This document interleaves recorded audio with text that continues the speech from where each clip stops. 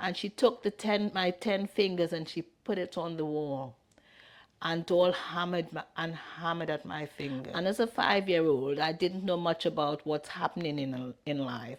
But all I can remember is crying a lot and being beaten most of my time. Doll would wake us up by lighting her candles and pouring the hot wax behind the ear. Looking back at what Doll did, it hurts to this day. It still hurts. Even thinking about her sometime, it hurts. Did we deserve it? I don't think we did.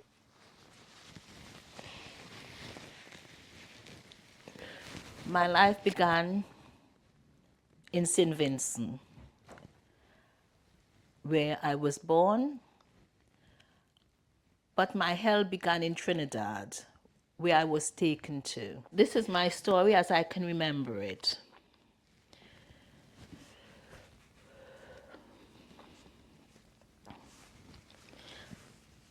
My name is Jennifer, but I prefer to be called Jenny. Now, I'm on this YouTube platform to try and tell my story. My story growing up as a child in Trinidad. Although I wasn't born in Trinidad, I was born in St. Vincent. But my mom left after giving birth to me. She came up to England to meet my father and my auntie. I was just 3 months old, as I was told by my grandmother. Now I'm going to tell you something about Doll, who was my aunt that took us from St. Vincent. I would also like to call my aunt by name, because I feel that if I leave her name out, I'm still cheating myself. So my aunt was called Doll. My grandmother was her mother. So she took us over to Trinidad. And in growing up, I'll say from the age of 5, I remembered going to fetch water. I had a little tide bucket. We call it tide bucket in Trinidad. In the UK where I am, it's the little bucket that they use for putting baby nappies in. Doll was my mother's sister. After taking us to Trinidad, I don't know much as of the young age, but let's talk from the age of 5 or so. I can't remember ever going to school. We grew up in a place in Trinidad called Mova, Chinapoo Village, Mova, where Doll lived with her partner, her children.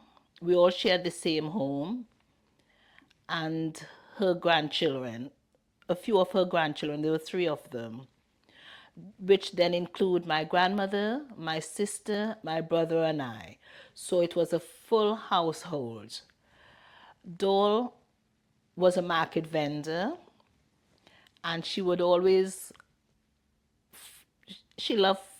her food very much. So she went to market every day. And as I remember, she would take my sister to market. My brother and I would stay at home and fetch water and do the chores in the house, and while children were at school.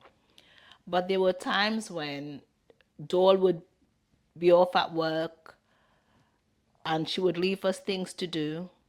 And if it wasn't done, it was always beating. She beat us for breakfast, tea, lunch, supper. And as a 5-year-old, I didn't know much about what's happening in life.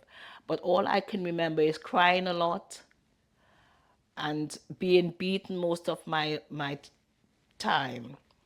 Now, Doll would always cook. And as she cooked and ate, you would be watching her eating. She loved fish. And I would always go and help myself when everyone was asleep. I would go and I would steal Doll fish, which she fried and left there to for her next day meal, for going to her market to do her job, she would take this beautiful smelling fish and leave it there. So I would get up and steal it at night. Not all of it, but I was good at it since the age of 5. Anyway, there came one night when I was about 5 and a half, and Dole caught me stealing that fish. And she came out and she said to me, "Oh, you are the human rat that is always eating my fish." And she took my 10 fingers and she put it on the wall. And Dole hammered and hammered at my finger.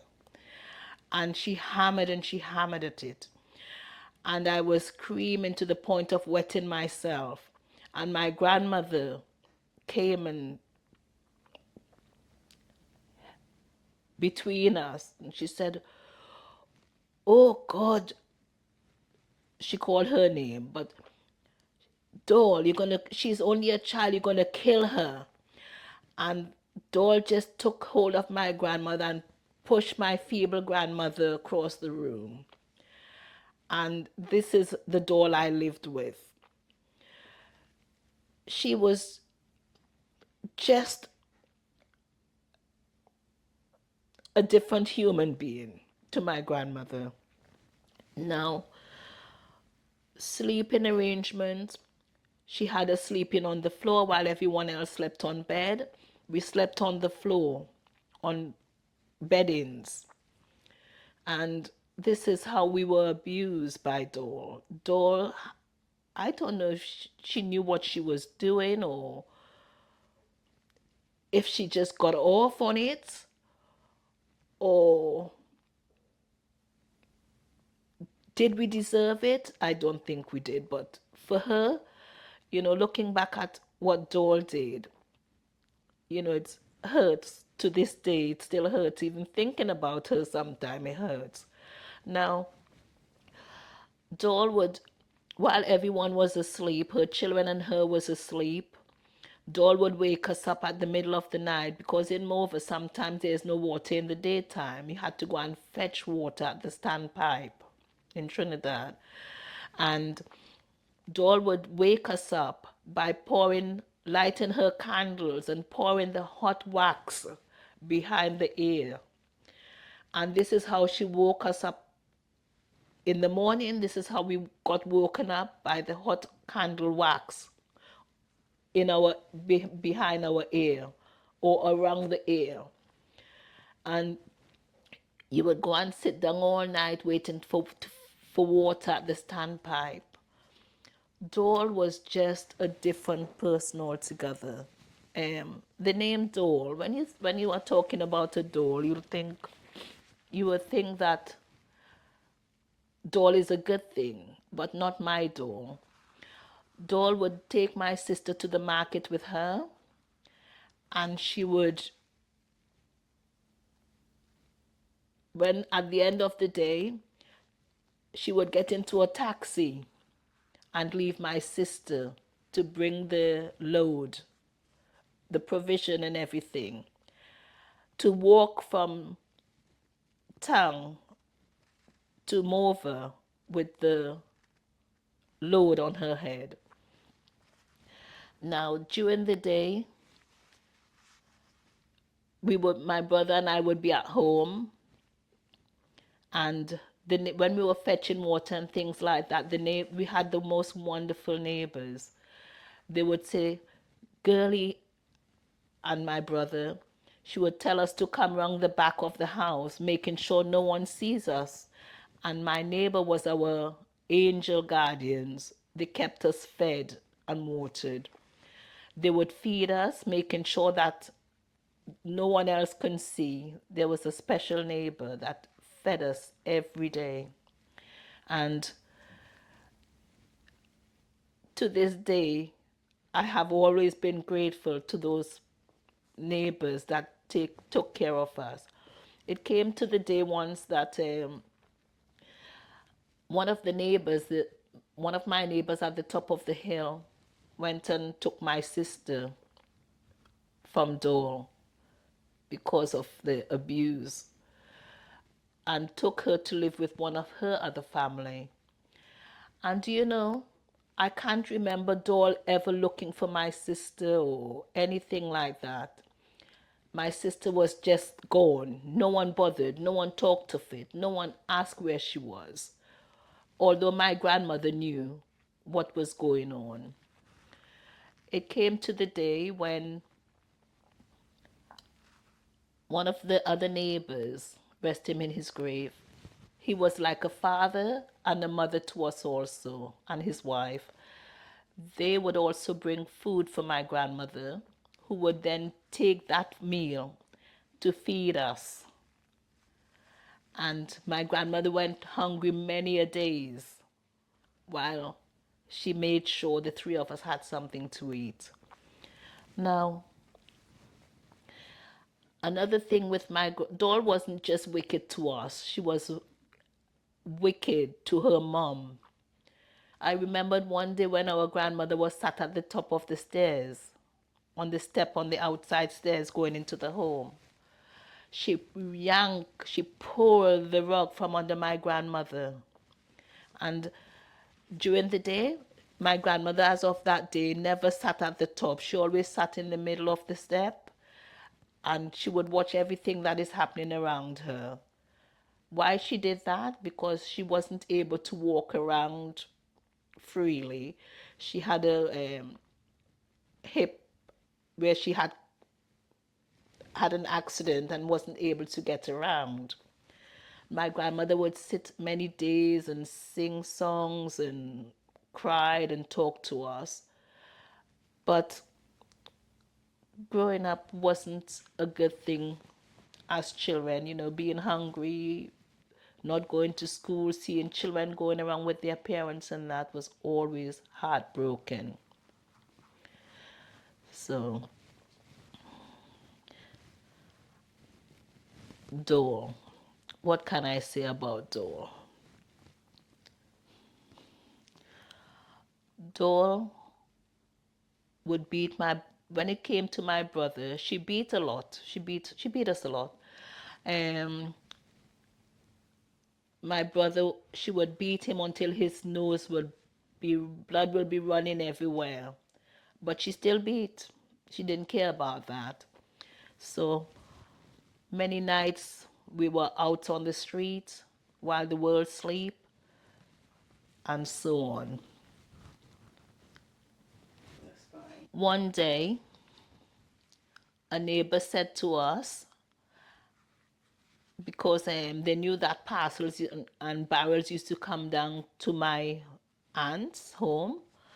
One of the neighbors once said to us, when you, because despite everything, we were the ones having to go and collect the letters from the post office. And one of the neighbors said to us to go, and when we go to pick the letter up, to take the address of my mom. As children, we never thought of that. Anyway, we did that and passed it on to one of the neighbors. There came a day when, like I said, one of the neighbors took my sister. It came a day when my immediate neighbor next to Doll's home decided that with my grandmother to find somewhere for me. So arrangement was made by my grandmother and the neighbor when I was about going up to 7 or so, to take me away and find me a childminder, which they did. So it was the day came, all excitement, when my grandmother called me and sat me down and said to me, "I will be leaving, but don't tell anyone. It must be kept quiet." And the day came. Wow. She told me how blessed I am. She told me how loved I was by her and so on. And that changed me out of my wet clothes and told me to go up on the hill Now, in Chinapoo, where we lived, you can get to where we lived, two different routes. So she said to me to go up on the hill and I will meet the neighbor who will be waiting there for me. Don't speak to anyone, don't say anything to anyone, just there'll be a car waiting for me. And this is when I left Doll's home. I cried that time. I cried and cried as I was leaving my lovely grandmother.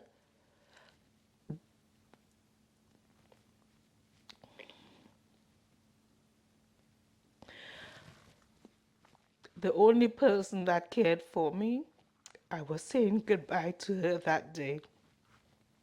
So, went up the hill, met with my uncle, neighbor, but we called him uncle. Met with my uncle, and I was taken to John, age 6.5, almost 7 years old, to this childminder called Aunt Doris. Have you ever heard the saying? It's a true saying, out of the frying pan into the fire. This was deeper into the fire. The only thing is, the fire was not my relation. The fire was a stranger.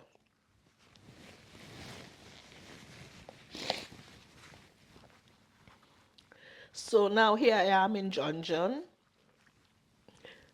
at my new auntie who looked after children, also worked. So I don't know when she worked before I turned up, who was looking after the children she was minding. Because I then became a childminder at the age of going on to 7. I am now a childminder. I am a cook. I am a cleaner.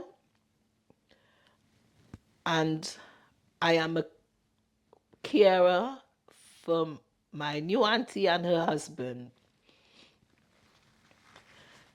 And so my journey started in John, which I'll tell you more about later.